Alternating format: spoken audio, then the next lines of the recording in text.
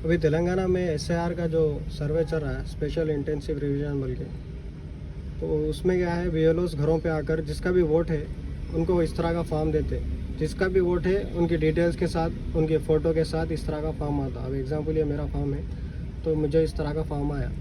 तो ये फॉर्म में तो क्या किस तरह से भरना, तकरीबन ये तेलुगु में रहने की वजह से कई लोग भरने में मुश्किल हो रही, और ऊपर जो 2 बॉक्सेस है एसआईआर की जो डिटेल्स निकली वो लिखने में परेशानी हो रही। तो मैं आज इस वीडियो में फॉर्म किस तरह से भरना वो बता रहा हूँ। तो सबसे पहले जिसका भी फॉर्म आया उनकी फ़ोटो के साथ उनका फॉर्म आता, तो वो लोग यहाँ ऊपर के हिस्से में यहाँ पर न्यू फ़ोटो, जो पासपोर्ट साइज़ फ़ोटो है, न्यू लगाकर यहाँ पर एक न्यू आपकी जो फ़ोटो है वो लगाना। दूसरा तरीका क्या है भरने का, फॉर्म मैं बता दूँ। सबसे पहले तो मैं नीचे से भर लेता हूँ, कहीं बोलते ऊपर एसआईआर के जो 2002 की लिस्ट में नाम निकला था वो भरना है। उसमें कई लोग कंफ्यूज हो रहे हैं कैसा कि 2 बॉक्सेस दिए किधर क्या भरना होगा। तो मैं इसको आगे में ये वीडियो में बताऊँगा आपको। सबसे पहले नीचे के हिस्से में किस तरह से भरना है वो बता देता हूँ। तो सबसे पहले यहाँ पे फ़ोटो लगा दिया।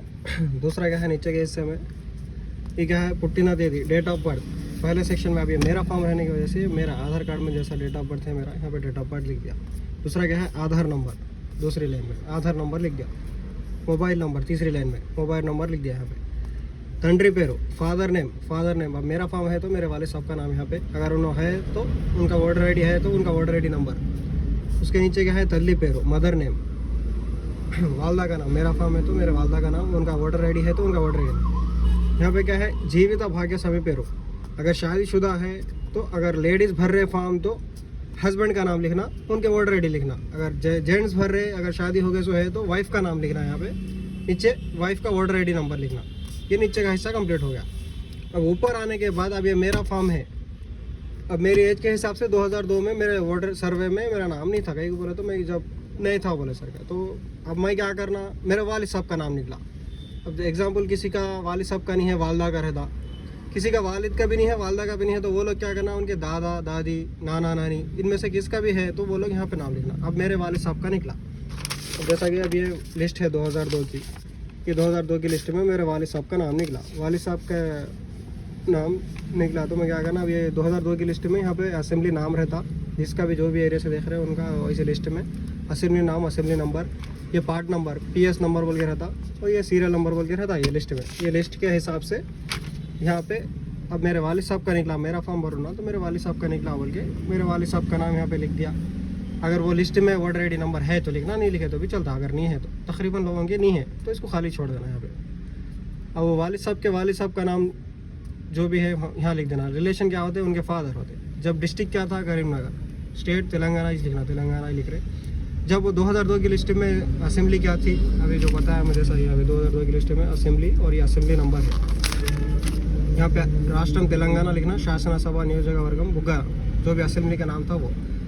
असेंबली का पार्ट नंबर अभी आपको बताया, ये लिस्ट है ना, ऐसी लिस्ट है तो यहाँ पे ही नंबर रहता असेंबली का नंबर, शासन सभा नियोजकवर्गम संख्या, ये 257।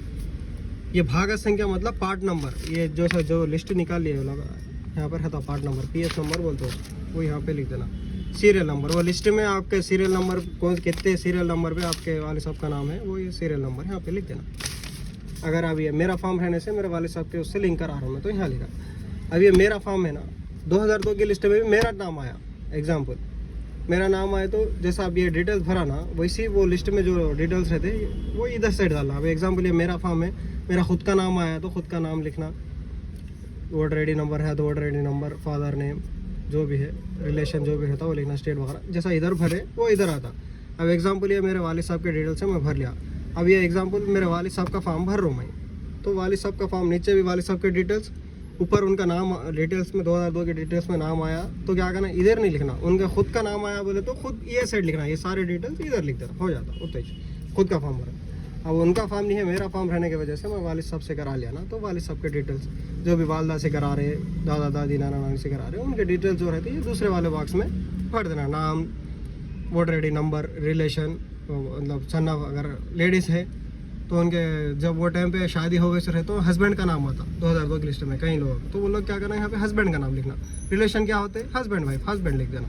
लेडीज़ रहते उतना ही डिटेल्स, कुछ भी ज़्यादा नहीं है। नाम, voter ID number, relation, relative का नाम, रिलेशन क्या होते हैं, रिलेशन वो, district, state, assembly number, part number, serial number, इतना ही, ये भर के फोटो वगैरह सब लगा के यहाँ पे सिग्नेचर करके BLO को दे देना है, वो लोग ऑनलाइन कर देते हैं। इतना ही चाहिए, ईजी है, वरना कुछ भी नहीं है। खुद के डिटेल्स निकले तो 2002 में इधर साइड लिखना, रिलेटिव से करा रहे तो इधर साइड लिखना, बाकी के नीचे बाकी के डिटेल अपना नाम वगैरह कहाँ भी लिख देंगे। नहीं ऑलरेडी फोटो के साथ प्रिंट होके आ रहा है यहाँ ऊपर के हिस्से में। नीचे के इसमें खाली Aadhaar number, date of birth, mobile number, अपने पेरेंट्स का नाम, शादी हो गए तो हस्बैंड है तो हस्बैंड, वाइफ है तो वाइफ का नाम लिख देना, यहाँ सिग्नेचर कर देंगे, BLO को फॉर्म सबमिट कर देना, ऑनलाइन कर दो बोलना, उन लोग ऐसी चेक रिसिप्ट कॉपी देते हैं आपको, वो रख लेना। ठीक है, अल्लाह हाफिज़।